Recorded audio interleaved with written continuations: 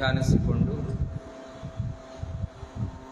ಪ್ರವಚನ ಕಾರ್ಯದಲ್ಲಿ ಭಾಗಿಯಾಗಿರುವಂಥ ತಮ್ಮೆಲ್ಲರಿಗೂ ಶರಣಾರ್ಥಿ.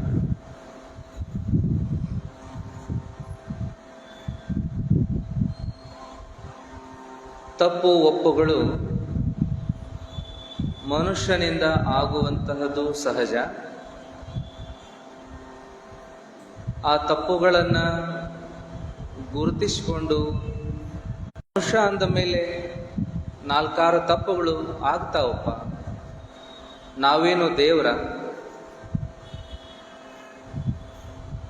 ದೇವರು ಕೂಡ ಕೆಲ ತಪ್ಪುಗಳನ್ನು ಮಾಡಿಕೊಂಡು ಒದ್ದಾಡಿರುವಂತಹದ್ದನ್ನು ಪುರಾಣ ಪುಣ್ಯ ಕಥೆಗಳಲ್ಲಿ ನಾವು ಕೇಳುವುದಿಲ್ಲೇನು? ತಪ್ಪುಗಳು ಸಹಜವಾದ ಮೇಲೆ ಅವುಗಳನ್ನು ಒಪ್ಪಿಕೋಬೇಕು. ಎಲ್ಲರೂ ತಪ್ಪಿದ್ದಂಗೆ ನಂದು ಒಂದು ತಪ್ಪು, ನನಗೂ ತಪ್ಪಾದಂಗೆ ಎಲ್ಲರೂ ತಪ್ಪಾಗ್ತಾವ ಅಂತ ಹೇಳಿ ತಪ್ಪುಗಳನ್ನೇ ಮಾಡ್ಕೋತ ಹೋಗೋದನ್ನು ರೂಢಿ ಮಾಡಿದರೆ, ತಪ್ಪುಗಳನ್ನು ಒಪ್ಪಿಕೊಳ್ಳಾರ್ದ ಉಳಿದರೆ,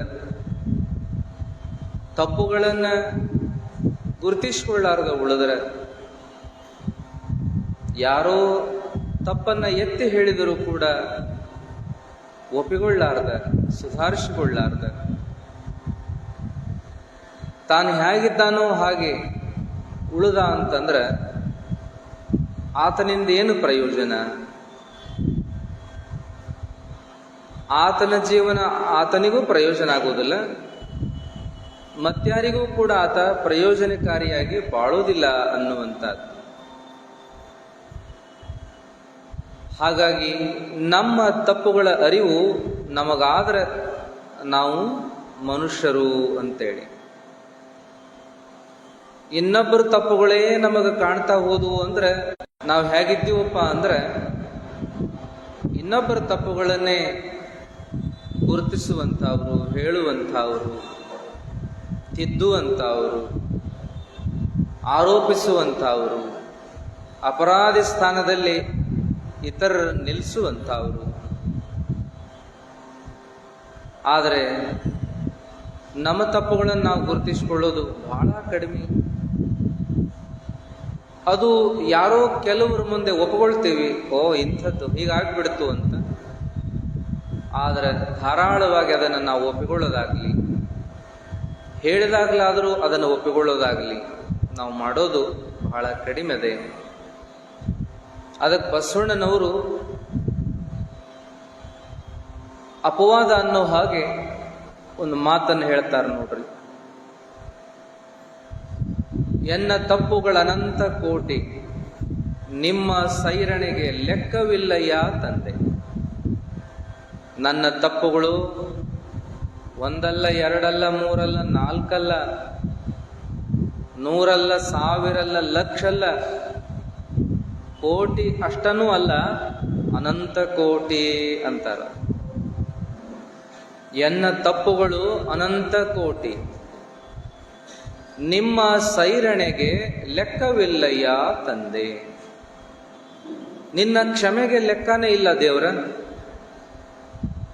ನಾ ಎಷ್ಟು ತಪ್ಪು ಮಾಡ್ಕೋತ ಬಂದೀನಿ ಅನ್ನೋದು ನನಗೆ ಗೊತ್ತು, ಅದಕ್ಕೆ ನೀ ಎಷ್ಟು ಕ್ಷಮಿಸಿದ್ದೀಯಾ ಅನ್ನೋದು ಗೊತ್ತು. ನಾನು ಮಾಡಿದ ತಪ್ಪುಗಳು ಹೇಗೆ ಅನಂತ ಕೋಟಿ ಇದಾವೋ, ನೀನು ನೀಡಿದ ಕ್ಷಮೆಗಳು ಕೂಡ ಅನಂತ ಕೋಟಿ ಇದಾವೆ ಅನ್ನುವಂಥ. ನಿಮ್ಮ ಸೈರಣೆಗೆ ಲೆಕ್ಕವಿಲ್ಲಯ್ಯ ತಂದೆ. ನೀನು ತಾಳ್ಕೊಂಡಿದ್ದಕ್ಕೆ ಲೆಕ್ಕನ ಇಲ್ಲ, ನೀ ಕ್ಷಮಿಸಿದ್ದಕ್ಕೆ ಲೆಕ್ಕನ ಇಲ್ಲ, ನೀ ಸಮಾಧಾನ ತಗೊಂಡಿದ್ದಕ್ಕೆ ಲೆಕ್ಕನ ಇಲ್ಲ. ಅಷ್ಟು ಸಾರಿ ನಾನು ತಪ್ಪುಗಳನ್ನು ಮಾಡ್ಕೋತ ಬಂದಿನಪ್ಪ ಅಂತಂತಾರ ಬಸವಣ್ಣ. ನೀವಾದರೂ ನಾ ಏನು ತಪ್ಪ ಮಾಡಿಲ್ಲ ಅನ್ನುವಂಗೆ ಮಾಡ್ತೀವಿ. ಕಣ್ಣೆದುರಿಗೆ ಮಾಡಿದರೂ ಕೂಡ ಅಲ್ಲಿ ಬಿಡ, ನಾ ಹಂಗೆ ಮಾಡಿಲ್ಲ, ನಾ ಹಿಂಗೆ ಮಾಡಿಲ್ಲ ಅಂತ ವಾದ ಮಾಡ್ತೀವಿ. ಅದಕ್ಕೆ ಪ್ರತ್ಯಕ್ಷ ಸಾಕ್ಷಿ ಇದ್ರೂ ಕೂಡ ಅದನ್ನ ಒಪ್ಪಿಕೊಳ್ಳಕ್ಕೆ ಹಿಂದೆ ಮುಂದೆ ಮಾಡ್ತೀವಿ.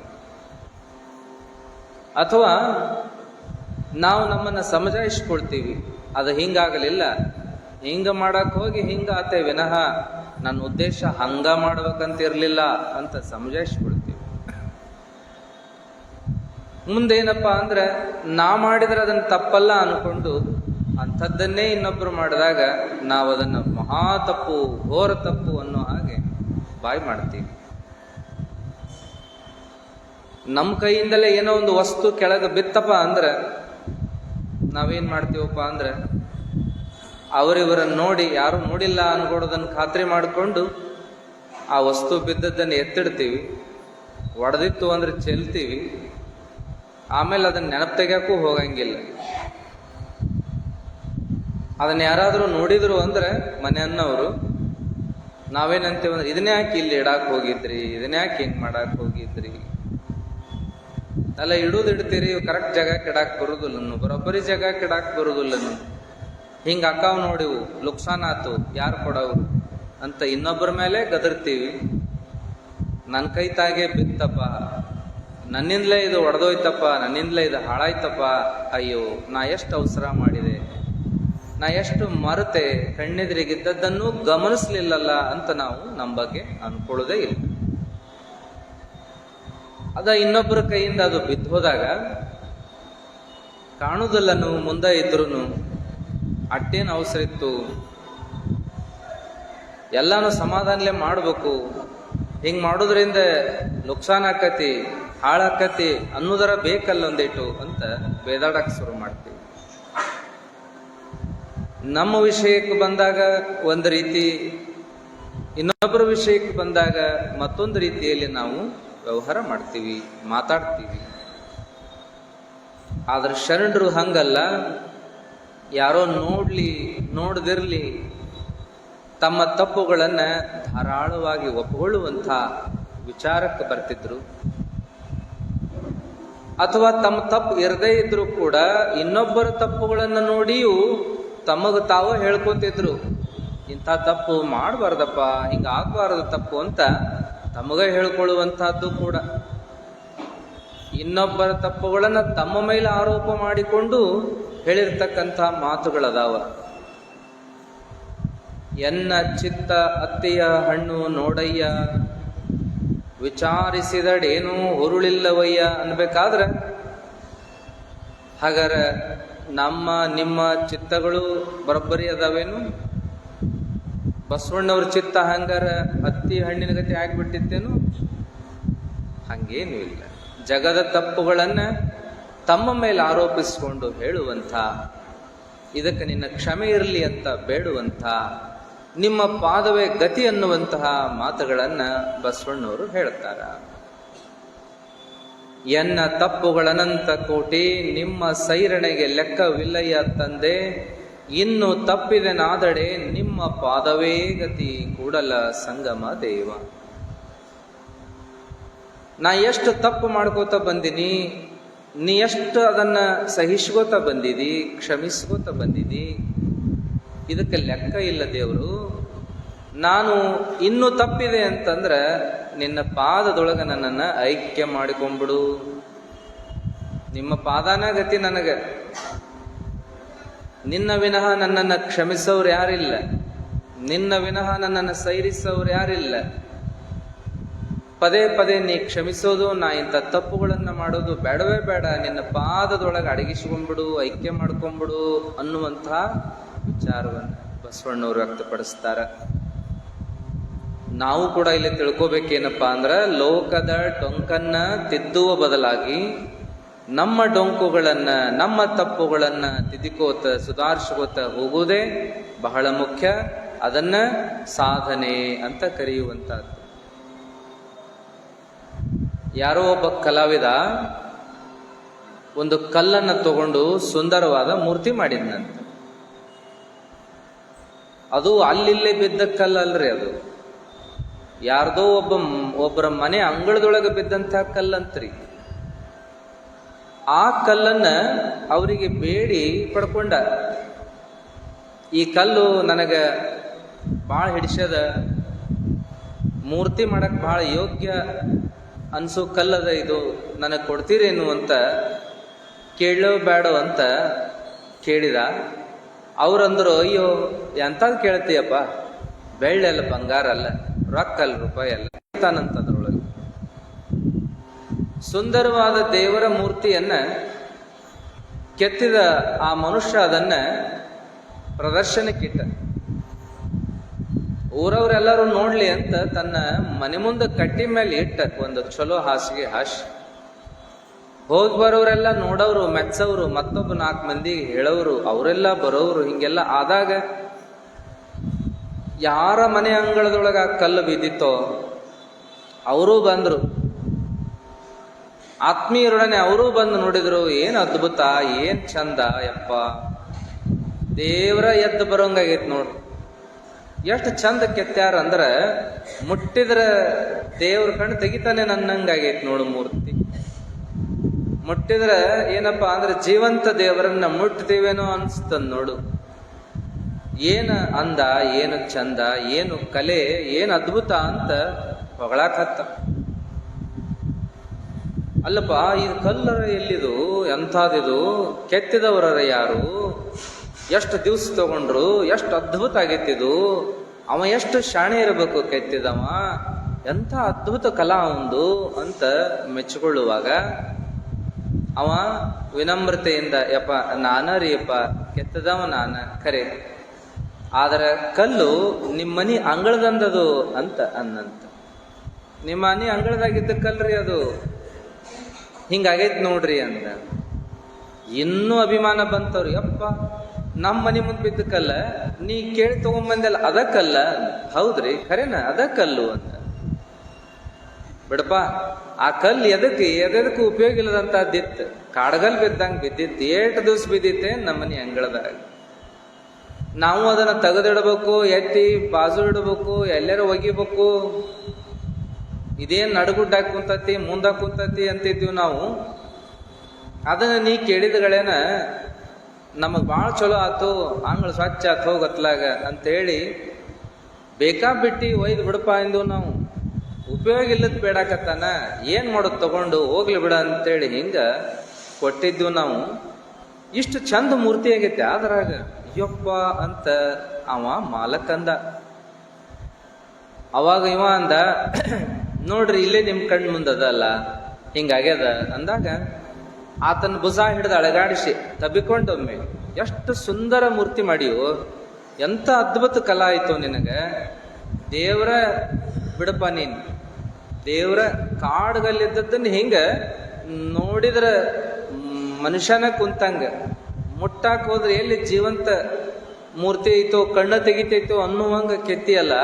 ಎಂಥ ಕೈಗುಣ, ಎಂಥ ಕಲಾ, ಎಂಥ ಅದ್ಭುತ, ಭಾರಿ ಶಾಣೆ ಇದೆಯಪ್ಪ. ನಿನ್ನಂಥವನ್ನ ನಾವೇನ್ ನೋಡಿದ್ದಿಲ್ಲ ಬಿಡು, ಅಪರೂಪದವ ನೀ ನಮ್ಮೂರಾಗ ನಿಮ್ಮಂಥವ್ ಅದಾತರ ಗೊತ್ತಿರ್ಲಿಲ್ಲ ಅಂತ ಭಾಳ ಅವನ ಬಗ್ಗೆ ಮೆಚ್ಕೊಳ್ಳುವಾಗ ಅವ ಅಂದ, ನಂದೇನೈತ್ರಿಪ್ಪ, ನಾ ಏನೂ ಮಾಡೇ ಇಲ್ಲ. ಕಲ್ಲು ನಿಮ್ಮ ಮನಿ ಅಂಗಳದಂದು ತಂದು ನಾ ಏನ್ ಮಾಡಿದೆ, ಸ್ವಚ್ಛ ತೊಳೆದೇನ್ ಮಾಡಿದೆ ಅಂತಂದ್ರ ಎಲ್ಲೆಲ್ಲಿ ಏನೇನು ಬ್ಯಾಡಾಗಿತ್ತೋ ಅದನ್ನ ಕಟ್ಟದ ತೆಗದೆ. ಏನ್ರಿ ಬ್ಯಾಡಾದದನ್ನೆಲ್ಲ ಕಟ್ಟದ ತೆಗದ್ರೆ ಇದ ಮೂರ್ತಿ ಅದ್ರಾಗ ಹೊಂಟತು ಅಂತ. ನಾ ಮೂರ್ತಿ ಕಟ್ಟದಿಲ್ಲ, ಆ ಕಲ್ಲಿನೊಳಗ ಬ್ಯಾಡಾದದನ್ನ ಕಟ್ಟದ ತೆಗ್ದೀನಿ, ಬೇಕಾದ ಮೂರ್ತಿ ತಾನ ಮೂಡೇದಿದ್ರೊಳಗ ಅಂತಂದ. ಅವಾಗ ಅವಂಗ, ಹೆಂಗೋ ಯಪ್ಪ ನೀನು ಹಿಂಗಂತೀಯನ್ ನೀನು, ನಾ ಮಾಡಿದೆ ನಾ ಕಟ್ಟದೆ ಅಂತ ಅಭಿಮಾನದಿಂದ ಹೇಳ್ಕೊಳ್ಳುವಾಗ ನೀನು ನಾ ಏನ್ ಮಾಡೀನಿ, ಬ್ಯಾಡಾದ್ದನ್ನ ಕಟ್ಟದ ತೆಗದೀನಿ, ಮೂರ್ತಿ ಕಟ್ಟದಿಲ್ಲ, ಬ್ಯಾಡಾದ್ದನ್ನ ಕಟ್ಟದ ತೆಗಿತಾ ಬಂದೀನಿ, ಅದು ಮೂರ್ತಿ ತಾನ ಉದ್ಭವ ಆಗ್ಯಾಗಿದೆ, ತಾನ ಮೂಡೇದಿದ್ರೊಳಗ ಅಂತ ಅನ್ನುವಾಗ ಆತನ ಬಗ್ಗೆ ಅಭಿಮಾನ ಬಂತು ಅಂತ ಅನ್ನೋ ಮಾತು. ಹಂಗೇನಪ್ಪ ಅಂದ್ರೆ ಮೂರ್ತಿ ಆಗಲೇ ಆ ಕಲ್ಲೊಳಗಿದ್ದದ್ದೇ, ನಾನೇನು ಮಾಡಿಲ್ಲ, ಬ್ಯಾಡಾದ್ದನ್ನ ಕಟ್ಟದು ತೆಗದೆ ಅಂತ ಆ ಕಲಾವಿದ ಹೇಳಿದ್ನಲ್ಲ. ಬ್ಯಾಡಾದ್ದನ್ನ ಕಟ್ಟದ ತೆಗೆದಾಗ ಅದೊಂದು ಸುಂದರ ಮೂರ್ತಿಯಾಗಿ ಒಡಮೂಡಿದಂಗ ನಾವು ಕೂಡ ಏನಪ್ಪ, ನಮ್ಮೊಳಗಿರುವ ಬ್ಯಾಡಾದ ಗುಣಗಳನ್ನ ನಾವು ತೆಕ್ಕೋತ ಬಂದ್ವಿ ಅಂದ್ರೆ, ಕಳ್ಕೋತ ಬಂದ್ವಿ ಅಂದ್ರೆ ನಾವೇನಾಗ್ತೇವ್ರಿ, ಸುಂದರ ಮೂರ್ತಿ ಆಗ್ತೀವಿ, ಸುಂದರ ಮನುಷ್ಯರಾಗ್ತೀವಿ. ಮತ್ತ ಪರಿಪೂರ್ಣ ಮನುಷ್ಯರಾಗಾಕ ನಮಗ ಸಾಧ್ಯ ಆಕ್ಕದ ಯಾವಾಗಂದ್ರ ಬ್ಯಾಡಾದ ಗುಣಗಳನ್ನ ಕಳ್ಕೋತ ಬಂದ್ರ ಅಂತ ಹೇಳಿ. ಹಾಗಾಗಿ ನಮ್ಮ ತಪ್ಪನ್ನ ನಾವು ಗುರುತಿಸ್ಕೋಬೇಕು ಒಂದೇದ್ದು. ಆಗಲಿಲ್ಲ, ಇನ್ನೊಬ್ಬರು ಅದನ್ನ ಎತ್ತಿ ತೋರಿದಾಗಾದ್ರೂ ಕೂಡ, ಇನ್ನೊಬ್ಬರು ತೋರಿಸಿದಾಗಲಾದ್ರೂ ಕೂಡ, ಗುರುತಿಸಿದಾಗಲಾದ್ರೂ ಕೂಡ ನಮ್ಮ ತಪ್ಪುಗಳನ್ನ ನಾವು ಕಳ್ಕೊಳ್ಳುವಂತ ಪ್ರಯತ್ನವನ್ನು ಮಾಡಬೇಕು. ಒಪ್ಕೊಳ್ಳುವಂತ, ಮೊದಲು ಒಪ್ಕೋಬೇಕು, ಹೌದ್ರಿ ಅಪ್ಪ ಅಂತೇಳಿ, ಆಮೇಲೆ ಅದನ್ನ ಕಳ್ಕೊಳ್ಳುವಂತ, ಸುಧಾರಿಸಿಕೊಳ್ಳುವಂತ ಪ್ರಯತ್ನ ಮಾಡಬೇಕು. ಆದ್ರೆ ನಮ್ಮ ಸ್ವಭಾವ ಹಂಗಲ್ಲ. ಇದ್ದದ್ದಿದ್ದಂಗ ಹೇಳಿದ್ರೆ ಎದ್ದು ಬಂದು ಅಂತಾರ ನೋಡ್ರಿ ಮುಂದೆ, ಹೌದಲ್ರಿ? ನಮಗ ಹಾಗೆ ಬರುವುದಿಲ್ಲ. ನಿಂದ ಇಂಥ ತಪ್ಪು ಹಿಂಗ್ ಮಾಡ್ತೀನಿ ನೋಡ್ನಿ ಅಂದ್ರೆ ಸಾಕು, ಕೆಂಡದಂತ ಸಿಟ್ಟು. ಸುಮ್ಮನಾಗ್ತೀವಿ, ಹೂನು ಅನ್ನಂಗಿಲ್ಲ, ಅವಾಗ ಮಾತಾಡಂಗೂ ಇಲ್ಲ, ಸುಮ್ಮನಾಗ್ತೀವಿ. ಮುಂದೇನಪ್ಪಾ ಅಂದ್ರೆ ಒಬ್ಬೊಬ್ಬರು ಹೂನು ಅನ್ಬಹುದು, ಹ್ಞೂ ಅನ್ಬಹುದು ಒಮ್ಮೆ. ಇನ್ನೊಮ್ಮೆ ಹೇಳಿದ್ರೆ ನಿನ್ನುವಂತ ಅವ್ರ ಅಗಡಿರ್ತಾವ, ಹೋಗು ನಮಗೂ ಗೊತ್ತದಾವ ಅಂತ ಹೇಳಂತೀವಿ. ನಿಂದ ಮೊದಲು ನೋಡ್ಕೋ, ನನಗೆ ಹೇಳಕ್ ಬಂದಿಯಲ್ಲ. ನಿನ್ನ ಎಡೆಯಾಗ ಕತ್ತಿ ಸತ್ತು ಬಿದ್ದದ, ಮಂದಿ ಎಡೆ ನೊಣ ಆರ್ಸಕ್ ಬಂದಿಯಲ್ಲ. ಮಂದಿದೆಲ್ಲ ಹೇಳ್ತೀಯಲ್ಲ ನೀನು, ನಿಂದ್ಯಾರು ಹೇಳೋರು? ಅಲ್ಲ, ನೀ ಏನ್ ದೊಡ್ಡ ಶಾಣೆಯಾಗೇನು? ದೇವ್ರೇನ್ ನಿನಗೆ ತಿದ್ದಾಕ ಕಳಿಸಿದಂಗೆ ಆಗೈತೆ ಕಾಣ್ತದ. ಕಂಡವ್ರನ್ನೆಲ್ಲ ಬರೀ ತಿದ್ದುದ ಆತ್ ನಿಂದ. ಅವ್ರ ತಪ್ಪು ಹೇಳುದು, ಇವ್ರ ತಪ್ಪು ಹೇಳುದು, ಬರೀ ಇದ ಆತಲ್ಲ. ನೀ ಏನ್ ದೊಡ್ಡ ಪುಣ್ಯಾತ್ಮದಿ, ನೀ ಏನ್ ದೊಡ್ಡ ಮಹಾತ್ಮದಿ ಅಂತ ಹೇಳಿ ಮಾತನಾಡುವಂತಹದ್ದು. ನಾವು ನಮ್ಮನ್ನ ನಾವು ನಮ್ಮ ತಪ್ಪುಗಳನ್ನ ತಿದ್ದುಕೊಳ್ಳೋಕ, ಸುಧಾರಿಸ್ಕೊಳಕ ಪ್ರಯತ್ನ ಮಾಡುವುದಿಲ್ಲ. ಇನ್ನೊಬ್ರು ಹೇಳಿದಾಗಲೂ ಒಪ್ಕೊಳಕ್ ತಯಾರಾಗುವುದಿಲ್ಲ, ಆವಾಗ್ಲೂ ತಿದ್ದುಕೊಳ್ಳೋದಿಲ್ಲ. ಬದಲಾಗಿ ಏನ್ ಮಾಡ್ತೇವೆ? ಜಗಳಕ್ಕೆ ನಿಲ್ತೇವೆ. ಅವ್ರಿಗೆ ಹೊಳ್ಳಿ ನಾವು ಒಂದೊಂದು ಅವ್ರ ತಪ್ಪುಗಳನ್ನು ಗುರುತಿಸಿ ಹೇಳ್ತೇವೆ. ನಿಂದ ಮಡಸ್ ನಾರ್ತದ, ಮಂದಿ ನೋಡಿ ಮೂಗು ಮುಚ್ಕೊಂತೀಯ ಅಂತೀವ್. ಏನೆಲ್ಲ ಮಾಡ್ತೀವಿ. ನಮ್ಮ ಲಾಜಿಕ್ ಪ್ರೊಫೆಸರ್ ಒಬ್ರು ಇದ ಮಾತಾ ಒಂದಷ್ಟು ವಿವರಿಸಿ ಹೇಳ್ತಿದ್ರು.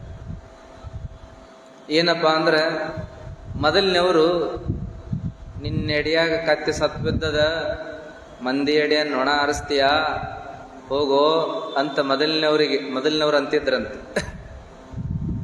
ಆದ್ರೆ ಈಗಿನವ್ರು ಒಂದ್ ಸ್ವಲ್ಪ ಸುಧಾರಿಸ್ಕೊಂಡಾರ. ನಿನ್ನೆಡೆಯಾಗನ ಕತ್ತಿ ಸತ್ ಬಿದ್ದದ, ಮಂದಿ ಎಡೆ ನೊಣ ಆರಿಸ್ತೀಯ ಅಂದ್ರ ಅವ್ರ ಹತ್ತಾರಂತ ಈಗಿನವರು, ಹೌದು ನನ್ನ ಎಡಿಯಾಗ ಕತ್ತಿ ಸತ್ತು ಬಿದ್ದದ, ಖರೆ ನನಗ್ ಗುರ್ತಾಗ್ಯದ, ಅದನ್ನ ತೆಗೆದೋಗ್ಯಾಕ ಬರವಲ್ದು. ಒಬ್ಬವಂಗ ನಿನ್ನ ಎಡೆಯಾಗ ಬಿದ್ದ ನೊಣ ಆರಿಸಿ ತೆಗದೆ ಅಂದ್ರ ನನ್ನ ಎಡೆಯಾಗಿನ ಕತ್ತಿ ತೆಗಿಯಾಕ ನೀವು ಒಟ್ಟು ಹೆಲ್ಪ್ ಮಾಡ್ತಿ, ಸಹಾಯ ಮಾಡ್ತಿ ಅಂತ ತಿಳ್ಕೊಂಡೆವು. ಇಟ್ಟು ಸುಧಾರ್ಸಾರ್ರಿ ಈಗ ಮಂದಿ ಅಂತ ಹೇಳಿ ಹೇಳ್ತಿದ್ರು. ಹಿಂಗ ನಾವೆಲ್ಲ ತಪ್ಪು ಒಪ್ಪುಗಳ ಬಗ್ಗೆ ಬಂದಾಗ ಇಂಥ ಅನೇಕ ಮಾತುಗಳನ್ನ ನಾವು ನೋಡ್ತೇವೆ. ಅದಕ್ಕೇನಪ್ಪಾ ಅಂದ್ರೆ, ಅವರು ಇವರು ಬೇಡ, ನಮಗ ನಾವ ನೋಡಿಕೊಂಡ್ರೆ ನಮ್ಮ ತಪ್ಪು ಗೊತ್ತಾಗುದಿಲ್ಲನ. ಗೊತ್ತಾಗತ್ತವ. ಯಾರಿಗೆ ಅವರವ್ರ ತಪ್ಪು ಗೊತ್ತಾಗುದಿಲ್ಲ? ಗೊತ್ತಾಗತ್ತವ. ಬಿಡುಬಾಹ್ಯದೊಳು ಡಂಬವ, ಮಾನಸದೊಳಗೆಡಬಿಡದಿರು ಶಂಭುವ, ಮನದೊಳು ವಂಚಿಸಿ ಹೊರಗೆನೆ ಕೀರ್ತಿಯ ಪಡೆದರೆ ಶಿವನಿನ ಗೊಲಿವನೆ ಮರುಳೆ, ಬಿಡುಬಾಹ್ಯದೊಳು ಡಂಬವ. ಈ ಪದ್ಯದೊಳಗ ಏನ್ ಹೇಳ್ತಾರ ಅಂದ್ರೆ, ಜನರೆಲ್ಲ ನಿನ್ನನ್ನ ದೊಡ್ಡಾತನೆಂಬರು, ಆದ್ರೆ ನಿನ್ನ ಮನ ಏನು ಅನ್ನೋದು ನಿನಗೆ ಗೊತ್ತಿಲ್ಲೇನಪ್ಪ.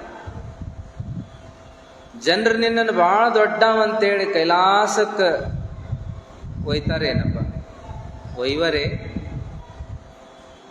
ಅವ್ರದ್ ಹೇಳಿದ್ರು ಅದರೊಳಗ, ಮನವರಿಯದ ಕಳ್ಳತನವಿಲ್ಲವಲ್ಲ. ಜನರು ನಿನ್ನ ಹೌದೌದಂತ ಮೆಚ್ಚಿಕೊಂಡು ಕೈಲಾಸಕ್ಕೆ ಒಯ್ಬಹುದು ಕರೆ, ಆದ್ರೆ ನಿನ್ನ ಮನಸ್ಸು ಅರಿಲಾರದ ತಪ್ಪೇನಾದರೂ ಐತೇನು? ನಿನ್ನ ಮನವರಿಯದ ಕಳ್ಳತನವಿಲ್ಲವಲ್ಲ. ನಿನ್ನ ಮನಸ್ಸಿಗೆಲ್ಲ ಗೊತ್ತದ, ನಿನ್ನ ನಡೆನುಡಿ, ನಿನ್ನ ವಿಚಾರ ವ್ಯವಹಾರ, ನಿನ್ನ ತಪ್ಪು ಒಪ್ಪು ಇವೆಲ್ಲ ನಿನ್ನ ಮನಸ್ಸಿಗೆ ಗುರ್ತಿಲ್ಲೇನು? ಗೊತ್ತದಾವ. ಮನಸ್ಸಿನ ಕಣ್ಣಿಗೆ ಕಾಣದಂಗ ಏನ್ ಮಾಡಕ್ ಬರ್ತದ್ರಿ? ಅದ್ಯಾವುದೋ ಹಕ್ಕಿ ಯಾವುದೋ ಪ್ರಾಣಿ ಅದನ್ನು ತಿನ್ನಾಕ ಓಡಿ ಬೆನ್ನಟ್ಟಿ ಬಂದಾಗ, ಅಟ್ಟಾಡಿಸ್ಕೊಂಡು ಬಂದಾಗ ಆ ಹಕ್ಕಿ ಓಡಾಡ್ತದಂತ. ಮುಂದೇನ್ ಮಾಡ್ತದಂದ್ರ ಓಡಾಕ ಆಗ್ಲಾರ್ದಾಗ ಅದು ಅಲ್ಲೇ ಮಣ್ಣಾಗ ಉಸುಗ್ನ್ಯಾಗ ನೆಲ ಕೆಬರಿ ತನ್ನ ತಲಿ ಮುಚ್ಕೋತದಂತ. ಅದ್ರಾಗ ಇನ್ನು ನಾ ಬಚಾವಾದೆ, ಯಾರಿಗೂ ಕಾಣೋದಿಲ್ಲ ಅಂತ ಧೈರ್ಯ ಮಾಡ್ತದಂಥದ್ದು. ನನ್ನ ತಲಿ ನಾನು ನೆಲದಾಗ ಮುಚ್ಕೊಂಡ್ಬಿಟ್ನೆ ಅಂದ್ರೆ, ಉಸುಗ್ನಾಗ ಮುಚ್ಕೊಂಡ್ಬಿಟ್ನೆ ಅಂದ್ರೆ ನಾ ಯಾರಿಗೂ ಕಾಣೋದಿಲ್ಲ, ನಾ ಉಳ್ದೆ, ನಾ ಬಚಾವಾದೆ ಅನ್ಕೋತಾಗದಂಗಂತೂ ಮಾಡಕ್ ಬರುದಿಲ್ಲಲ್ಲಪ್ಪ. ಗೊತ್ತಾದ ಮನಸ್ಸು ಸುಮ್ಮನಿರ್ತದನು, ಒಳಗ ಹಳಹಳಿಸ್ತದ, ಒಳಗ ತಳಮಳಿಸ್ತದ, ಒಳಗ ಅದೇನಪ್ಪ ಅಂದ್ರೆ ಅಪರಾಧಿ ಭಾವನೆಯನ್ನ ತಾಳ್ತದ. ಅದು ನಮ್ಮನ್ನ ಸುಮ್ಮನೆ ಬಿಡ್ತದೇನಪ್ಪ? ಬಿಡುದಿಲ್ಲ. ಕಳ್ಳನ್ ಜೀವ ಉಳ್ಳುಳಗ ಅಂದಂಗ ಅದು ಒಳಗ ತ್ರಾಸ ಕೊಡ್ತದ, ಒಳಗ ನಮ್ಮನ್ನು ಎಚ್ಚರಿಸ್ತದ. ಹಂಗಾಗಿ ನಾವೇನ್ ಮಾಡ್ಬೇಕಪ್ಪ ಅಂದ್ರೆ ತಪ್ಪುಗಳಾದಾಗ ನಾವೇ ಅದನ್ನ ಸುಧಾರಿಸ್ಕೊಂಡ್ಬಿಡ್ಬೇಕು, ಗುರ್ತಿಸ್ಕೊಂಡು. ಇನ್ನೊಬ್ಬರು ಹೇಳಿದಾಗ ಆಯ್ತಪ್ಪ ಅಂತ ಒಪ್ಪಿಕೊಂಡು ಅದನ್ನು ಸುಧಾರಿಸ್ಕೊಂಡ್ಬಿಟ್ರೆ ನಾವು ಮನುಷ್ಯರಾಗ್ತೀವಿ ಎನ್ನುವಂಥ ವಿಚಾರವನ್ನ ಇಲ್ಲಿ ನೋಡ್ತಾ ಬರ್ತೀವಿ. ಇಂಥ ತಪ್ಪು ಕಲ್ಯಾಣದೊಳಗೆ ಆಗ್ತಾ ಬರುವಂಥ ಉದಾಹರಣೆಗಳು ಅಲ್ಲಲ್ಲಿ ಬರ್ತಾವೆ. ಅಂಥ ತಪ್ಪುಗಳು ಆಗಾಗ ನಡೆದಿರ್ತಾವ. ಇಲ್ಲಿ ನಾವು ನೋಡೋದೇನಪ್ಪಾ ಅಂದ್ರೆ, ಗಟ್ಟಿವಾಳಯ್ಯ ಶರಣನ ಲಿಂಗವನ್ನ ಕದ್ದೊಯ್ಲಿಲ್ಲ, ಕಸಗೊಂಡು ಒಯ್ದರು. ಆತ ನಾನಾ ರೀತಿಯೊಳಗೆ ಬೇಡ್ಕೊಂಡ್ರು ಕೊಡ್ಲಿಲ್ಲ. ಲಿಂಗಿಲ್ದ ಇದ್ರ ಪ್ರಾಣವೇ ಹೋಗ್ತದ ಖರೆ, ಆದ್ರ ಪ್ರಾಣ ಕಳ್ಕೊಳ್ಳುವಷ್ಟು ಹೇಡಿಯಲ್ಲ. ನನ್ನ ಲಿಂಗ ನನಗೆ ಕೊಟ್ಟು ಬಿಡ್ರಿ ಅಂತ ದೈನಾಸ್ ಬಿಟ್ಟು ಬೇಡ್ದ, ಅಂಗಲಾಚಿ ಬೇಡ್ದ, ಕಣ್ಣೀರ್ ಹಾಕಿ ಬೇಡ್ದ. ಅವರು ಕೊಡ್ಲಿಲ್ಲ. ಅಷ್ಟಾದ್ರೂ ಏನ್ ಮಾಡಿದ್ರ ಅದ್ರೊಳಗೆ ಒಬ್ಬ ಅಂತಂದ್ರೆ, ಒಂದು ಗುಂಡುಕಲ್ಲನ್ನು ಕೊಟ್ಟರು, ತಗೋ ನಿನ್ ಲಿಂಗ. ಈ ಶರಣ ಕಟ್ಟಕೊಂಡು ಆಯ್ತು ಬಿಡು ಅಂತ ಹೇಳಿ ಸೀದಾ ಎಲ್ಲಿಗೆ ಬಂದ ಅಂದ್ರೆ ಅನುಭವ ಮಂಟಪದ ಮುಂದೆ ಬಂದು ಕುಂತು ಬಿಟ್ಟ. ಹೊರಗಿದ್ದಾರ ಒಳಗಿದ್ದಾರ ಹೊರಗ ಬರ್ಲಾರ್ದಂಗ ದಾರ್ಯಾಗ ಹಿಂಗ ಕುಂತು ಬಿಟ್ಟ. ಅವಾಗೇನಾತು ಅಂದ್ರೆ ಎಲ್ಲಾ ಶರಣರು ಸೇರಿದ್ರು. ಏನು ಯಾಕಂದ್ರು, ಪ್ರಭು ಬಂದ್ರು, ಬಸವಣ್ಣ ಬಂದ್ರು, ಚನ್ನಬಸವಣ್ಣ ಬಂದ್ರು, ಎಲ್ಲಾರು ಬಂದ್ರು. ಯಾಕ ಏನು ಅನ್ಲಾಗಿ ನಡೆದ ಕಥೆ ಗೊತ್ತಾತು, ನಡೆದದ್ದು ಏನನ್ನೋದು ಘಟನಾ ಗೊತ್ತಾತು. ಅವಾಗ ಆ ಲಿಂಗ ಕಸಿದುಕೊಂಡವರನ್ನು ಕರ್ಕೊಂಡ್ಬಂದ್ರು. ಅವರಂದ್ರು, ಈಗ ಕೊಳ್ಳ ಕಟ್ಕೊಂಡನ್ನೆಲ್ಲ ಕೊಟ್ಟಿವ್ ನಾವು ಲಿಂಗ ಅಂದ್ರು. ಈ ಲಿಂಗ ಅಲ್ಲ, ನಿಮ್ ಕೈಯಾಗ ಐತಲ್ಲ ನನ್ನ ನಿಜವಾದ ಲಿಂಗ, ಅದು ಕೊಡ್ರಿ ಅಂತ ಈ ಶರಣ ಬೇಡಿದ. ಅವರಿಗೆ ವಾಗ್ವಾದವಾಯ್ತು. ಒಂದು ಲಿಂಗ ಕಟ್ಟಿದ ಮೇಲೆ ಮತ್ತೊಂದು ಲಿಂಗ ಯಾಕ ಅಂತ ಅವರಂದ್ರು. ಒಂದಿದ್ದದ್ದು ಆಗ್ಬೋದು, ಅನಂತ ಕೋಟಿ ಇದ್ದದ್ದೆಲ್ಲ ಒಂದೇ ಲಿಂಗವಾಗಬಹುದು, ಅದನ್ನೇನು ಹೇಳ್ತೀರಿ ಅಂತ ಅನೇಕ ತಾತ್ವಿಕ ವಿಚಾರಗಳನ್ನು ಈತ ಹೇಳ್ತಾ ಬಂದಿರುವಂತ. ಹಿಂಗೆಲ್ಲ ವಾಗ್ವಾದಗಳು ನಡೆದಾಗ ಆತನ ಒಂದು ಮಾತು ಬರ್ತದೆ. ಏನಪ್ಪಾ ಅಂದ್ರೆ, ಕಾಯ ಜೀವವ ನರಿದೆನೆಂಬವರೆಲ್ಲರೂ ಹೋದರಲ್ಲ ಹೊಲಬುದಪ್ಪಿ, ಹೊನ್ನು ಹೆಣ್ಣು ಮಣ್ಣಿಗೆ ಹೋರಿ ಆಡುವರೆಲ್ಲರೂ ಬಸವಣ್ಣನ ಬಾಗಿಲಲ್ಲಿ ಬಂಧಿತರಾಗಿ ನೊಂದವರಿಗೇಕೆ ಚಿಕ್ಕಯ್ಯ ಪ್ರಿಯ ಸಿದ್ಧಲಿಂಗ ಇಲ್ಲ ಇಲ್ಲ ಎಂದೆ. ನೋಡ್ರಿ, ಶರಣನ ವಚನಾಂಕಿತ ಎಷ್ಟು ಚಂದದ ನೋಡ್ರಿ, ಎಂತ ವಿಶೇಷದ ನೋಡ್ರಿ. ಚಿಕ್ಕಯ್ಯ ಪ್ರಿಯ ಸಿದ್ಧಲಿಂಗ ಇಲ್ಲ ಇಲ್ಲ ಎಂದೆ. ಈತನ ಅಂಕಿತ ನಾಮ, ಗಟ್ಟಿವಾಳಯ್ಯನ ವಚನದ ಅಂಕಿತ ನಾಮ. ಈ ಶರಣ ಇಲ್ಲೇನು ಹೇಳ್ತಾನ ಅಂದ್ರೆ, ಕಾಯ ಜೀವವ ನರಿದೆನೆಂಬವರೆಲ್ಲರೂ ಹೋದರಲ್ಲ ಹೊಲಬುದಪ್ಪಿ. ಕಾಯ ಮತ್ತು ಜೀವ ಎರಡನ್ನೂ ತಿಳ್ಕೊಂಡಿನ ಅನ್ನೋರು ಏನಪ್ಪಾ ಅಂದ್ರೆ, ದಾರಿ ಕಾಣದ ಹೋದ್ರಲ್ಲ. ದೇಹ ತಿಳ್ಕೊಂಡಿನಿ, ಜೀವ ತಿಳ್ಕೊಂಡಿನಿ, ಜೀವನ ತಿಳ್ಕೊಂಡಿನಿ ಅಂದವರೆಲ್ಲ ಹಾದಿ ತಪ್ಪಿ ಹೋದ್ರು. ತಿಳ್ಕೊಂಡೀನಿ ಅಂದ್ರನ ಅದೊಂದು ಭ್ರಮ ಅಂತದ. ಎಟ್ಟು ತಿಳ್ಕೊಂಡ್ರು ತೆರ್ಕೋತ ಹೋಗುವಂಥದ್ದ ಜೀವನ ಇರುವಾಗ ಏನ್ ತಿಳ್ಕೊಂಡೀನಿ ಅಂತಿದೀಪ ಅಂತ ಕೇಳಿದ ಉದಾಹರಣೆಗಳದಾವ. ತಿಳಿದೀನಿ ಅನ್ಕೊಡದನ ತಿಳಿಲಾರದ್ದೊಂದು ಕಣ್ಮುಂದ್ ಬರ್ತದ. ತಿಳಿದೀನಿ ಅನ್ಕೊಡದನ ಒಂದು ತಿಳಿಲಾರದಂತಹ ಒಂದು ವಿಚಾರ ನಮಗ ಕಣ್ಮುಂದ್ ಬರ್ತದ. ಹಿಂಗಿದ್ದಾಗ ಏನನ್ನ ತಿಳಿದೆ ಅಂತ ಹೇಳುದದ. ತಿಳಿದೆ ಅಂತ ಯಾವಾಗ ಅನ್ಬೇಕು ಅಂದ್ರೆ ನಾನು ನಿಜಕ್ಕೂ ತಿಳಿ ಆದಾಗ ಅನ್ಬೇಕು. ತಿಳಿ ಮನವೇ ನೀ ತಿಳಿಯಾಗುವ ತನಕ ಅಂತ ಹೇಳಿದ್ರಲ್ಲಿ. ತಿಳ್ಕೋ ಎಲ್ಲಿವರೆಗೂ? ನೀ ತಿಳಿಯಾಗುವ ತನಕ ಅಂದ್ರಲ್ಲ. ತಿಳ್ಕೊಂಡೆ ಅಂದ್ರೆ ಅದು ಮುಗಿಲಿಲ್ಲ ಅಲ್ಲಿಗೆ. ದೇಹದ ಬಗ್ಗೆ ತಿಳ್ಕೊಳಕನ ಎಷ್ಟು ಜೀವನವನ್ನ ಕಳಿಬೇಕಾಗ್ತದೋ ಏನು. ಈ ದೇಹದ ಈ ಜೀವದ ವಿಚಾರವನ್ನು ತಿಳ್ಕೊಳಕ ಎಷ್ಟು ಜನ್ಮಗಳನ್ನ ಕಳಿಬೇಕೋ ಏನು. ಸಂಶೋಧನೆಗಳ ಮೇಲೆ ಸಂಶೋಧನೆ ಆಗಾಕತ್ತಾವ ನೋಡ್ರಿ. ಸಾಧನ ಮಾಡಿ ತಿಳ್ಕೊಳ್ಳೋರಲ್ಲ, ಸಂಶೋಧನೆ ಮಾಡಿ ತಿಳ್ಕೊಳ್ಳೋರ ಸಂಖ್ಯೆನೂ ವಿಪರೀತದ. ಸಾಧನೆ ಮಾಡಿ ಈ ಕಾಯವನ್ನ ಜೀವವನ್ನ ತಿಳಿಬೇಕಂದಂತಹ ಪುಣ್ಯಾತ್ಮರು ಮಹಾತ್ಮರು ಬಹಳ ಜನ ತಿಳಿದದ್ದನ್ನ ಅವರು ಹೇಳ್ಯಾರ ವಚನದೊಳಗ, ಶಾಸ್ತ್ರದೊಳಗ.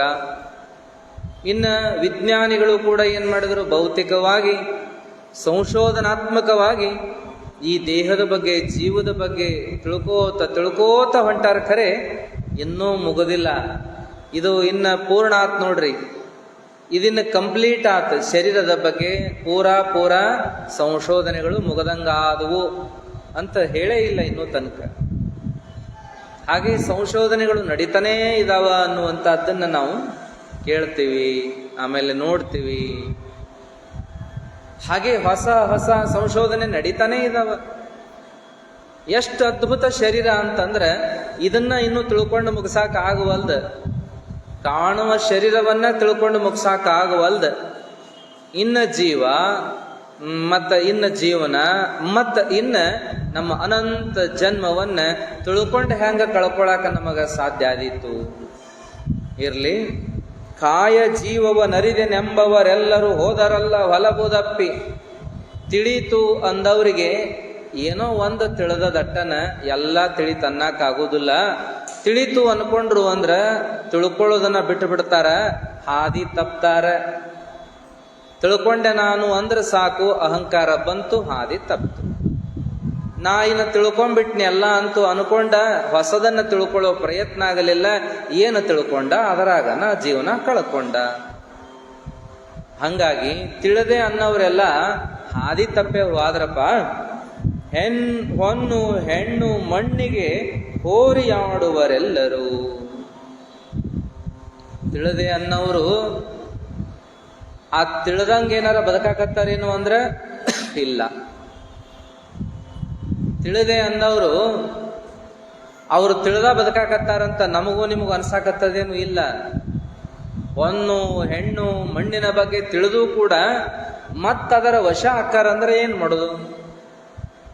ಹೆಣ್ಣು ಮಾಯೆ ಹೊನ್ನು ಮಾಯೆ ಮಣ್ಣು ಮಾಯೆ ಎಂದು ಹೆಣ್ಣು ಹಣ್ಣು ಮಣ್ಣಿಗೇನೆ ಬಡದಾಡಿದ್ರೆ ಏನು ತಿಳಿದಂಗಾತು? ಹೆಣ್ಣು ಹೊನ್ನು ಮಣ್ಣೇ ದೊಡ್ಡದು ಅಂದ್ರೆ ಏನ್ ತಿಳಿದಂಗಾತು? ಹೆಣ್ಣು ಹೊನ್ನು ಮಣ್ಣುಗಳಿಗಾಗಿಯೇ ಜೀವವನ್ನ ಕಳ್ಕೊಂಡ್ರೆ ಏನು ತಿಳಿದಂಗಾತು? ಹೆಣ್ಣು ಹಣ್ಣು ಮಣ್ಣುಗಳು ಕ್ಷಣಿಕ, ಕ್ಷುಲ್ಲಕ, ಅವುಗಳಿಗೆ ಬೆನ್ನು ಹತ್ತಬಾರದು. ನೆನೆವ ಮನಕ್ಕೆ ಮಣ್ಣನ್ನು ತೋರ್ತಾನೆ ದೇವರು. ನೆನೆವ ಮನಕ್ಕೆ ಮಣ್ಣ ತೋರಿದೆ, ನೋಡುವ ಕಂಗಳಿಗೆ ಹೆಣ್ಣ ತೋರಿದೆ, ಪೂಜಿಸುವ ಕೈಗಳಿಗೆ ಹೊನ್ನ ತೋರಿದೆ. ಈ ತ್ರಿವಿಧವ ತೋರಿ ಕೊಟ್ಟು ಮರಹ ನಿಕ್ಕಿದೆಯಯ್ಯ ಅಂತ ಶರಣರು ಹೇಳ್ತಾರಲ್ಲ. ದೇವರು ಏನ್ ಮಾಡ್ತಾನಂತ, ಹೆಂಗ್ ಮಾಡ್ತಾನಂತ ಅಂದ್ರ, ಅಡಿಗೆ ಮಾಡಾಕ ತಾಯಿ ಒಳಗ ಅಡಿಗೆ ಮನ್ಯಾಗ ಅದಾಳ.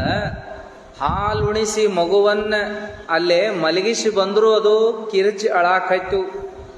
ನೀನ ಬೇಕು ಅಂತ ತಾಯಿಗಾಗಿ ಹಂಬಲ್ಸಾಕಾಯ್ತು ಅಂದಾಗ ಕೆಲಸರ ಭಾಳ ಐತಿ, ಇದಕ್ಕೆ ಹಾಲು ಕುಡಿಸಿ ನೀವು ಹೊಟ್ಟೆ ತುಂಬ್ಯದ ಮತ್ತೆ ಅಳ್ತತಿ ಅಂದ್ರೆ ಈಗೆಲ್ಲಿ ಎತ್ಕೊಂಡ್ ಕುಂದ್ರಾಕಾಕತಿ, ಈಗೆಲ್ಲೇ ಎತ್ಕೊಂಡು ಅಡ್ಯಾಡಕಾಕತಿ, ಆಗುದಿಲ್ಲ ಅಂಥೇಳಿ ಏನ್ ಮಾಡ್ತಾಳಂತ, ಒಂದ್ ಸ್ವಲ್ಪ ಆಡಿಸ್ದಂಗೆ ಮಾಡಿ ಕೈ ಮುಂದೆ ಮುಖದ ಮುಂದೆ ಒಂದಿಷ್ಟು ಆಟಿಗೆ ಸಾಮಾನನ್ನ ಇಡ್ತಾಳಂತ.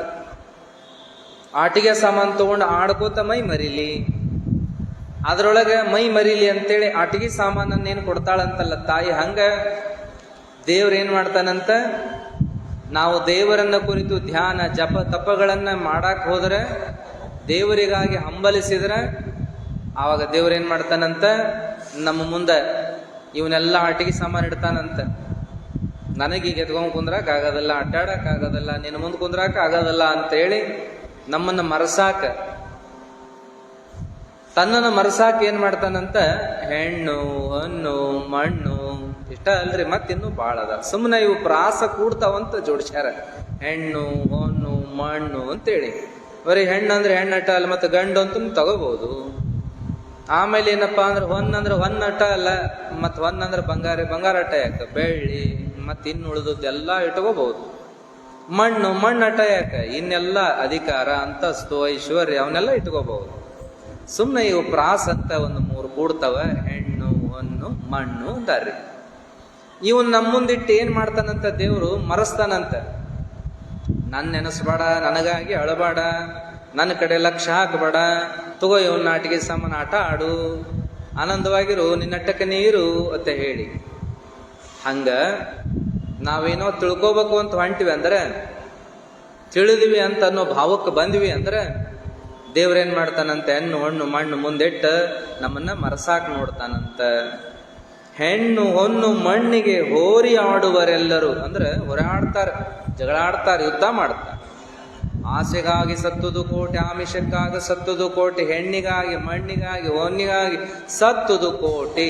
ಹೌದಲ್ರಿ? ನಿನಗಾಗಿ ಸತ್ತವರನು ಆರನು ಕಾಣೆ. ಜಗತ್ತ ಹೋರಾಡ್ತತಿ ಹೆಣ್ಣು ಹೊಣ್ಣು ಮಣ್ಣಿಗಾಗಿ. ಹಂಗಾಗಿ ಇಂಥ ಹೋರಾಟದೊಳಗೆ ನಾವು ಒಬ್ಬರಾಗಿ ಉಳಿದ್ರೆ ತಿಳಿದದ್ದಕ್ಕೆ ಏನು ಸಾರ್ಥಕ ಆತು, ಏನು ತಿಳಿದಂಗಾತು? ತಿಳಿದದ್ದಕ್ಕೇನಾದ್ರೂ ಒಂದಿಷ್ಟು ಸೂಚನೆಗಳು ಕಾಣಬೇಕಲ್ಲ, ಸಂಕೇತಗಳು ಕಾಣಬೇಕಲ್ಲ. ಹೌದಪ್ಪ ಇವ ತಿಳಿದಾನ ಅನ್ನೋದಕ್ಕೆ ಹಂಗಿಲ್ಲ. ಅದಕ್ಕಾಗಿ ಬಸವಣ್ಣನ ಬಾಗಿಲಲ್ಲಿ ಬಂಧಿತರಾಗಿ ನೊಂದವರಿಗೇಕೆ, ಬಸವಣ್ಣನ ಬಾಗಲ್ದಾಗ ಬಂದು ಕುಂತೀನಿ ನಾನು, ಬಂಧಿತರಾಗಿ ನೊಂದವರಿಗೇಕೆ ಚಿಕ್ಕಯ್ಯ ಪ್ರಿಯ ಸಿದ್ಧಲಿಂಗ ಇಲ್ಲ ಇಲ್ಲ ಅಂದೆ. ಇವ್ರನ್ನ ಹೆಂಗ ತಿಳಿದವರು ಅನ್ನಕ್ ಬರ್ತತಿಪ್ಪ. ಯಪ್ಪ ಇವ್ರು ಶರಣರ ಹಂಗ ಕಾಣ್ತಾರ, ಶರಣರ ಜೋಡಿ ಆಡ್ತಾರ, ಶರಣರ ಬಳಗದೊಳಗ ಅದಾರ, ಮತ್ತ ಲಿಂಗ ಕದ್ದು ಕಾಡಿಸಿ ನೋಯಿಸಿ ನಿಮ್ಮ ಜೊತೆಗೆ ಇಲ್ಲಿ ಬಂದು ನಿಂತ್ಕೊಂಡಾರ. ಇವ್ರು ಏನಪ್ಪ ಇವರು ಅಂತ ಅನ್ನಕತ್ತಾನ. ಯಾರಪ್ಪ? ಗಟ್ಟಿವಾಳಯ್ಯ ಹಿಂಗ ಅನ್ನಕತ್ತಾನ. ಅವಾಗ ಅಲ್ಲಮ ಪ್ರಭುದೇವರು ಅಂತಾರೇನಪ್ಪ ಅಂದ್ರ, ಇರಿವುದು ಕಡಿಯುವುದು ಕೊಲ್ಲುವುದು ಮಲದೇಹಿಗಳಿಗಲ್ಲದೆ ನಿರ್ಮಲ ದೇಹಿಗಳಿಗುಂಟೆ. ಹಾದಿಯ ಬೆಳ್ಳನ ಕಳ್ಳರು ತಾಗಿದರೆ ಇನ್ನಾರಿಗೆ ಮೊರೆ ಇಡುವ. ಈ ಉರುಳುಗಳ್ಳರ ಭಕ್ತರು ಜಂಗಮವೆಂದರೆ ಒಪ್ಪನಯ್ಯ ಚಿಕ್ಕಯ್ಯ ಪ್ರಿಯ ಸಿದ್ಧಲಿಂಗ ಇಲ್ಲ ಇಲ್ಲ ಎಂದೇ. ನೋಡ್ರಿ, ಪ್ರಭುದೇವರಿಗೆನ ಮತ್ತೆ ಹೇಳ್ತಾರೆ ಗಟ್ಟಿವಾಳಯ್ಯನವರು, ಇರಿವುದು ಕಡಿಯುವುದು ಕೊಲ್ಲುವುದು ಮಲದೇಹಿಗಲ್ಲದೆ ನಿರ್ಮಲ ದೇಹಿಗಳಿಗುಂಟೆ. ನೋಡ್ರಿ, ಇರಿವುದು ಅಂದ್ರೆ ಕೊಲ್ಲದು. ಒಂದು ಚೂಪಾದ ವಸ್ತು ತಗೊಂಡು, ಚಾಕು ಅಂತ ತಗೊಂಡು ಹೊಟ್ಟಿಗೆ ಹಾಕೋದು, ಇರಿಯೋದು, ಹೊಟ್ಟಿಗೆ ಬೆನ್ನಿಗೆ ಹಾಕೋದೇನದಲ್ಲ ಇರಿಯೋದು, ಅದಕ್ಕೆ ಇರಿಯೋದು ಅಂತಾರ. ಕಡಿಯುವುದಲ್ಲ ಗೊತ್ತಾಗ್ತದೆ. ಕೊಲ್ಲುವುದು ಮಲದೇಹಿಗಲ್ಲದೆ ನಿರ್ಮಲ ದೇಹಿಗಳಿಗುಂಟೆ. ಇಂಥವೆಲ್ಲ ಕಡಿಯುವುದು, ಬಡಿಯುವುದು, ಕೊಲ್ಲುವುದು, ಹಿಂಸೆ ಮಾಡುವುದು ಇದು ಮಲದೇಹಿಗಲ್ಲದೆ ನಿರ್ಮಲ ದೇಹಿಗಳಿಗಿಂತ ಮಾಡ್ತಾರೇನಪ್ಪ? ಪವಿತ್ರಾತ್ಮರು ಇಂಥದ್ದನ್ನು ಮಾಡ್ತಾರೇನಪ್ಪ? ಆದಿಯ ಬೆಳ್ಳನ ಕಳ್ಳರು ತಾಗಿದರಿನ್ನಾರಿಗೆ ಮೊರೆ ಇಡುವ. ನೋಡ್ರಿ, ದಾರಿ ತೋರಿಸ್ಬೇಕಾದವ್ರ ಹಾದಿ ತಪ್ಸಿದ್ರ ಅಂದ್ರೆ ಇನ್ಯಾರನ್ನ ಕೇಳೋದೈತಿ ಅಂತೇಳಿ ಹಂಗ ಬರುವುದಿಲ್ಲ. ಈ ಉರುಳುಗಳ್ಳರ ಭಕ್ತರು ಜಂಗಮವೆಂದರೆ ಒಪ್ಪನಯ್ಯ. ಇಂಥವ್ರನ್ನ ಶರಣರ ಹೆಂಗ ಅನ್ನೋದು, ಜಂಗಮರ ಹೆಂಗ ಅನ್ನೋದು? ಯಪ್ಪ ಚಿಕ್ಕಯ್ಯ ಪ್ರಿಯ ಸಿದ್ಧಲಿಂಗ ಇಲ್ಲ ಇಲ್ಲ ಎಂದೇ ಅಂತಾರ. ಇಂಥವ್ರನ್ನ ಹೆಂಗ ಅನ್ನೋದಪ್ಪ ಶರಣರಂತ ಹೆಂಗ ಅನ್ನೋದು? ಎಲ್ಲ ಮಾಡು ತಪ್ಪುಗಳನ್ನ ಮಾಡಿ ಬಂಧಿಸಿ ಕಂದಿಸಿ ಕುಂದಿಸಿ ನೋಯಿಸಿ ಮತ್ ಶರಣರು ಅನಿಸ್ಕೋತೀವಿ ಅಂತಾರಂದ್ರೆ, ಮತ್ತ ಪುಣ್ಯಾತ್ಮರು ಅನಿಸ್ಕೋತಾರಂದ್ರೆ ಹೆಂಗ? ದಾರಿ ಹೋಗ್ರಿಗೆ ಹಾದಿ ತಪ್ಸಿ ನಾವು ಚಲೋ ಮಾಡಿದೀವಿ ಅಂತ ಸಂತೋಷ ಪಡ್ತಾರಂದ್ರೆ ಹೆಂಗಪ್ಪ? ಇವ್ರನ್ನ ದೇವ್ರು ಮೆಚ್ಚಂಗಲ್ಲ, ಇವ್ರನ್ನ ಅಲ್ಲಂತಾನ ಅಂತಾರ. ಆಮೇಲೆ ಮತ್ತ ಪ್ರಭುದೇವರಂತಾರ, ಅರಿವ ಬಲ್ಯನೆಂದು ಬಿರುನುಡಿಯ ನುಡಿವರೆ, ಸತ್ಯವ ನರಿದವಂಗೆ ಮಿಥ್ಯ ಭಾವ ಉಂಟೆ, ತಥ್ಯ ಮುಥ್ಯ ಉಭಯ ಭಾವ ಒಳಿದಿರಬೇಕು, ಸಮಯವೆಂಬುದು ಸಂಪದ ಅದು ನಿನಗನ್ಯವೇ, ಸರ್ವಮಯ ಸಂಪದನಾದಲ್ಲಿ ಗುಹೇಶ್ವರ ಲಿಂಗಕ್ಕೆ ತಥ್ಯ ಮಿಥ್ಯವಿಲ್ಲ ಗಟ್ಟಿವಾಳಯ್ಯ ಅಂತಾರೆ ಪ್ರಭುದೇವರು.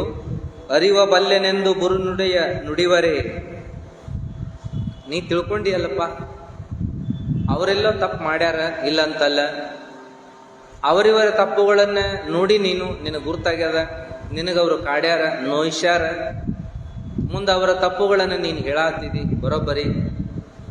ಏನಪ್ಪಾ ಅಂತಂದ್ರೆ ನೀ ತಿಳಿದವದಿಯಲ್ಲಪ್ಪ, ಅರಿವ ಬಲ್ಲೆನೆಂದು ಬಿರುನುಡಿಯ ನುಡಿವರೆ. ಹೌದು, ನೀ ತಿಳಿದವದಿಯಲ್ಲಪ್ಪ, ನೀ ಯಾಕ ಬಿರುಸು ಮಾತಾಡ್ತೀಪ, ನೀ ಯಾಕೆ ಬಿರುಸು ಮಾತಾಡ್ತಿ? ಸತ್ಯವ ನರಿದವಂಗೆ ಮಿಥ್ಯ ಭಾವ ಉಂಟೆ. ಸತ್ಯ ತಿಳಿದ ಮೇಲೆ ನೀನಲ್ಲಿ ಏನ್ ಮಾಡಬೇಕಪ್ಪ ಅಂತಂದ್ರ ಸುಮ್ಮನಾಗಬೇಕು. ಸತ್ಯ ತಿಳಿದವ ಸುಮ್ಮನಾಗ್ತಾನ, ಸತ್ಯ ತಿಳಿದವ ನಗತಾನ, ಸತ್ಯ ತಿಳಿದವ ಇರ್ಲಿ ಬಿಡು ಅಂತ ಉದಾಸೀನ ಮಾಡ್ತಾನ. ಮತ್ತ ನೀ ಸತ್ಯ ತಿಳಿದವ ಮತ್ತ್ಯಾಕ ಬಿರುಸು ಮಾತಾಡ್ತೀಯ ಅವರಿವ್ರ ಬಗ್ಗೆ ಅಂತಾರ. ತಥ್ಯ ಮಿಥ್ಯ ಉಭಯ ಭಾವ ಒಳಿದಿರಬೇಕು. ನೀ ಎರಡನ್ನೂ ಕಳ್ಕೋಬೇಕಪ್ಪ. ತಿಳಿದಾವದಿ ಅಂದ ಮ್ಯಾಲ ಇಂಥ ತಿಳಿಗೇಳಿ ವಿಚಾರಕ್ಕೂ ಕೂಡ ನೀ ಆಸ್ಪದ ಕೊಡ್ಲಾರ್ದಂಗ, ಅವ್ರ ಬಗ್ಗೆ ತಲೆ ಕೆಡಿಸ್ಕೊಳ್ಳಾರ್ದಂಗ ಜಗತ್ತಂದ್ರೆ ಹೆಂಗಿರುವುದ ಅಂತ ತಿಳ್ಕೋಬೇಕಲ್ಲಪ್ಪ ನೀನು ಕೂಡ. ತಥ್ಯ ಮಿಥ್ಯ ಉಭಯ ಭಾವ ಅಳಿದಿರಬೇಕು. ಸತ್ಯ ತಿಳಿದದಂದ್ರೆ ಏನಾಗ್ಬೇಕು ಅಂದ್ರೆ ಜಗತ್ತು ಹಿಂಗದ ಅನ್ನೋದನ್ನ ನೀ ತಿಳ್ಕೊಂಡು ಸಮಾಧಾನಿಯಾಗಿರ್ಬೇಕಲ್ಲ. ಮತ್ತ್ಯಾಕ ನೀನು ಉದ್ವೇಗಿ ಆಗ್ತಿ, ಬಿರುನುಡಿಗಳನ್ನ ಆಡ್ತಿ, ಅವರನ್ನ ಮುಂದಿಟ್ಟು ದೂರ್ತಿ. ಸಮಯವೆಂಬುದು ಸಂಪದ. ನೋಡ್ರಿ, ಸಮಯ ಅನ್ನೋದೊಂದು ಸಂಪದ, ಸಂಪತ್ತಿದ್ದಂಗ. ಆ ಸಮಯವನ್ನ ಒಳ್ಳೇದಕ್ಕೆ ಯಾರು ಬಳಸ್ಕೊಳ್ತಾರೋ ಅವರು ಸಾಧಕರಾಗ್ತಾರ, ಕೆಟ್ಟದ್ದಕ್ಕೆ ಯಾರು ಬಳಸ್ಕೊಳ್ತಾರೋ ಅವ್ರೇನಪ್ಪಾ ಅಂದ್ರೆ ದುರುಳರಾಗ್ತಾರ, ದುರಾತ್ಮರಾಗ್ತಾರ, ಹಾಳಾಗ್ತಾರ. ಹಾಗಾಗಿ ಅವ್ರವ್ರು ಮಾಡಿದ್ದ ಅವರಿಂದ ಇರ್ತದ. ಅದಕ್ಕೆ ನೀ ಯಾಕೆ ಆ ವಿಚಾರ ಮಾಡ್ತೀಯಪ್ಪ? ಸತ್ಯ ತಿಳಿದೀಯ, ಸದ್ಭಾವಿಯಾಗಿಯ, ಸಮಾಧಾನಿಯಾಗಿರು, ಇಂಥ ಬಿರುನುಡಿ ಬೇಡ ಅನ್ನುವಂಥ ಮಾತು. ಅದು ನಿನಗ ಅನ್ಯವೇ, ನಿನಗಿದು ಗೊತ್ತಿಲ್ಲನಪ್ಪ ಇಂಥ ವಿಚಾರ. ಸರ್ವಮಯ ಸಂಪದನಾದಲ್ಲಿ ಗುಹೇಶ್ವರ ಲಿಂಗಕ್ಕೆ ತಥ್ಯ ಮಿಥ್ಯವಿಲ್ಲ ಗಟ್ಟಿವಾಳಯ್ಯ. ಏನಪ್ಪಾ ಅಂದ್ರೆ ಸರ್ವ ಸಮಯ ಸಂಪದನಾದಲ್ಲಿ, ಸರ್ವಮಯ ಸಂಪದನಾದಲ್ಲಿ. ನಿಜವಾದ ಸಂಪತ್ತು ಅಂದ್ರೆ ಹೆಣ್ಣಲ್ಲ, ಹೊಣ್ಣಲ್ಲ, ಮಣ್ಣಲ್ಲ, ಇನ್ಯಾವ ಭೌತಿಕವಾದದ್ದು ಅಲ್ಲ. ನಿಜವಾಗಿಯೂ ಸಂಪತ್ತು ಅಂದ್ರೆ ಆತ್ಮ ಸಂಪದ ಅನ್ನುವಂಥದ್ದಲ್ಲ. ಆತ್ಮ ಸಂಪದವನ್ನ ನೀ ಪಡೆದಾದ ಮೇಲೆ ನೀನೇನಾದಿ? ಪರಮಾತ್ಮನೇ ಆದಿ. ಪರಮಾತ್ಮನೇ ನೀನಾದ ಮೇಲೆ ಕಾಣುವುದೆಲ್ಲವನ್ನು ಕೂಡ ಇದು ಹೀಗೆ, ಜಗತ್ತಂದ್ರ ಮಿಥ್ಯವೇ, ಜಗತ್ತಂದ್ರ ಹೀಗೆ ಅಂತ ನೀ ತಿಳ್ಕೋಬೇಕಲ್ಲ. ಅದರ ಬಗ್ಗೆ ಯಾಕೆ ತಲೆ ಕೆಡಿಸಿಕೊಂಡು ವಿಪರೀತವಾಗಿ ಬಿರುನುಡಿಗಳನ್ನಾಡ್ತಿ, ಮನಸ್ಸನ್ನು ನೋಯಿಸುವಂತಿ ಅನ್ನುವಂಥ ಮಾತನ್ನ ಇಲ್ಲಿ ಹೇಳ್ತಾರೆ.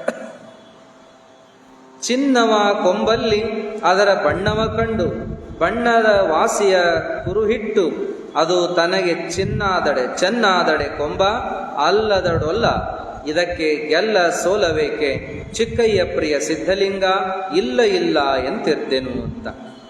ಚಿನ್ನವ ಕೊಂಬಲ್ಲಿ ಅದರ ಬಣ್ಣವ ಕಂಡು, ಬಣ್ಣವಾಸಿಯ ಕುರುಹಿಟ್ಟು, ಅದು ತನಗೆ ಚೆನ್ನಾದಡೆ ಕೊಂಬ ಅಲ್ಲದಡೊಲ್ಲ, ಇದಕ್ಕೆ ಗೆಲ್ಲ ಸೋಲಬೇಕೆ. ನೋಡ್ರಿ, ಚಿನ್ನ ಅಂತ ತಗೊಳ್ಲಿಕ್ಕೆ ಹೋದಾಗ ಮೊದಲು ಬಣ್ಣ ನೋಡ್ತೀವಿ, ಆಮೇಲೆ ಅದು ಶುದ್ಧ ಐತಿಲ್ಲೋ ಅಂತ ಪರೀಕ್ಷೆ ಮಾಡ್ತೀವಿ, ಆಮೇಲೆ ತೂಕ ಬರಬ್ಬರಿ ಇದೆ ಇಲ್ಲ ಅಂತ ನೋಡ್ತೀವಿ, ನಮಗೆ ಎಷ್ಟು ಬೇಕೋ ಅಷ್ಟನ್ನ ಕೊಳ್ತೀವಿ. ನೋಟ ಮಾತ್ರಕ್ಕೆ ಅದು ಚಿನ್ನ ಅನಿಸ್ಲಿಲ್ಲ ಅಂದ್ರೆ ನಾವು ತಗೋತೀವೇನು? ಚಿನ್ನ ಅಂತ ಅನಿಸ್ವಲ್ದಲ್ಲ ಅಂದ ಮೇಲಾರ ಹಂಗ ಗಪ್ಪನ ಕೈ ಬಿಡ್ತೀವನು? ಮತ್ತದನ್ನ ಪರೀಕ್ಷೆ ಮಾಡ್ತೀವಿ. ಆಮೇಲೆ ಪರೀಕ್ಷೆ ಮಾಡಿದ ಮೇಲೆ ಚಿನ್ನ ಅಂತಲೇ ಗೊತ್ತಾದ ಮೇಲೆ ಮತ್ತೇನ್ ಮಾಡ್ತೀವಿ? ನಮಗೆ ಎಷ್ಟು ಬೇಕು ಅನ್ನೋದನ್ನ ಹೇಳ್ತೀವಿ, ಅಷ್ಟನ್ನ ತೂಗೋದನ್ನು ನೋಡ್ತೀವಿ, ತೂಕ ಬರಬ್ಬರಿ ಅದ ಅನ್ನೋದನ್ನ ಖಾತ್ರಿ ಮಾಡಿಕೊಂಡು ಅದನ್ನ ತಗೊಳ್ಳುವ, ಸ್ವೀಕರಿಸುವ ಪ್ರಯತ್ನವನ್ನ ಮಾಡ್ತೀವಿ. ಹಂಗ ಏನಪ್ಪಾ ಅಂತ ಕೇಳಿದ್ರೆ ಅಲ್ಲದಡೊಲ್ಲ, ಇದಕ್ಕೆ ಗೆಲ್ಲ ಸೋಲಬೇಕೆ ಅದಕ್ಕ ಇಲ್ಲೇನಾತಪ್ಪ ಅಂದ್ರೆ ಚರ್ಚೆ ನಡೆದದ. ಅವರ ತಪ್ಪನ್ನ ಈತ ಹೇಳ್ತಾ ಇದ್ದಾನ. ತಪ್ಪನ್ನ ಹೇಳ್ತಾ ಹೇಳ್ತಾ ನೋವು ಮಾಡ್ಕೊಳಕತ್ತಾನ, ಬೇಜಾರ್ ಮಾಡ್ಕೊಳಕತ್ತಾನ, ಮನಸ್ಸಿಗೆ ಬಾಳ ಹಚ್ಕೊಂಡಾನ. ಪ್ರಭುದೇವ್ರು ಅಂದ್ರು, ಜಗತ್ತಂದ್ರೆ ಹಿಂಗಪ್ಪ, ಅದು ನೀ ಇಟ್ಟ್ಯಾಕ್ ಮನ್ಸಿಗೆ ಹಚ್ಕೋತಿ, ನೀ ತಿಳಿದಾವದಿಲ್ಲ ಅಂತ ಪ್ರಭುದೇವ್ರು ಹೇಳಿದ್ರ, ಈತಂತಾನ ಹೌದು ತಿಳಿದಾವದೀನಿ ಅಂತ ಅಂದು ಸುಮ್ಮನ ಬಿಡುದಲ್ಲ. ಏನಪ್ಪಾ ಅಂದ್ರೆ ಶರಣರ ಬಳಗದೊಳಗೆ ಇಂಥವ್ರು ಅದಾರಲ್ಲ, ಇವ್ರನ್ನ ಹೆಂಗ ಸೇರಿಸ್ಕೋತೀರಿ ನೀವು ಅಂದಂಗ, ನೋಟ ಮಾತ್ರದೊಳಗ ಚಿನ್ನೋ ಅಲ್ಲೋ ಗೊತ್ತಾದ ಮೇಲೆ ಅದನ್ನ ತಗೊಳಕ ಮನಸ್ಸು ಮಾಡೋದಲ್ಲ ನೋಡ್ರಿ. ಚಿನ್ನ ಹೌದು ಅಂದ್ರೆ ತಗೊಳ್ಳುವ, ಅಲ್ಲ ಅಂದ್ರೆ ಬಿಡುವ ಪ್ರಯತ್ನವನ್ನ ಮಾಡುವಂತೆ ಇಂಥವರನ್ನೆಲ್ಲ ಹುಲಮಾನವರನ್ನ ಏನಪ್ಪಾ ಅಂದ್ರೆ ಶರಣರಂತೇಳಿ ನೀವು ಹೆಂಗ್ ಸ್ವೀಕಾರ ಮಾಡ್ತೀರಿ? ಇವ್ರನ್ನೆಲ್ಲ ಹೆಂಗ್ ಬಿಟ್ಕೋತೀರಿ? ನಿಮ್ಮೊಳಗೆ ಹೆಂಗ್ ಕರ್ಕೋತೀರಿ ಇಂಥವ್ರನ್ನ ಅಂತ ಅನ್ನುವ ರೀತಿ ಒಳಗ ಉದಾಹರಣೆ ಕೊಟ್ಟು, ಇದ್ರೊಳಗ ನಾನು ಹೇಳಿ ಏನೋ ದೊಡ್ಡವನಾಗಬೇಕು, ಏನನ್ನೋ ಹೇಳಿ ಅವರನ್ನ ಸಣ್ಣವರನ್ನಾಗಿ ಮಾಡ್ಬೇಕನ್ನೋ ಉದ್ದೇಶ ಇಲ್ಲ, ಎಲ್ಲ ಸೋಲದ ವಿಚಾರ ಇಲ್ಲ. ಅದಕ್ಕಾಗಿ ಚಿಕ್ಕಯ್ಯ ಪ್ರಿಯ ಸಿದ್ಧಲಿಂಗ ಇಲ್ಲ ಇಲ್ಲ ಎಂಬೆ ಅಂತ ಅನ್ನುವ ಮಾತು. ಹೀಗೆ ನಂತರದಲ್ಲಿ ಚರ್ಚೆ ಇನ್ನೂ ಮುಂದುವರಿತದೆ. ಈ ಚರ್ಚೆ ಏನಪ್ಪಾ ಅಂತ ಕೇಳಿದ್ರೆ, ಅದು ಶರಣರ ಬಳಗದೊಳಗ ಇಂಥವ್ರು ಯಾಕನ್ನೋದಕ್ಕ ಚಾಲುವಾದದ್ದು. ಇಂಥವ್ರನ್ನ ಹೆಂಗ ಒಪ್ಕೋತೀರಪ್ಪ, ಇಂಥವ್ರನ್ನ ಹೆಂಗ ಕ್ಷಮಿಸ್ತೀರಪ್ಪ, ಇಂಥವ್ರು ಯಾಕೆ ಇರಬೇಕಪ್ಪ ಅನ್ನುವಂಥ ವಿಚಾರದೊಳಗೆ ಅದನ್ನ ನೀ ಯಾಕೆ ವಿಪರೀತ ತಿಳ್ಕೊತಿ ಅನ್ನುವ ವಿಚಾರವನ್ನೇ ಪ್ರಭುದೇವರು ಹೇಳ್ತಾ ಬರುವಂತಹದ್ದನ್ನು ನಾವು ನೋಡ್ತೀವಿ. ಇದನ್ನ ಮತ್ತೆ ನಾಳೆ ಒಂದಿಷ್ಟನ್ನು ನೋಡ್ತಾ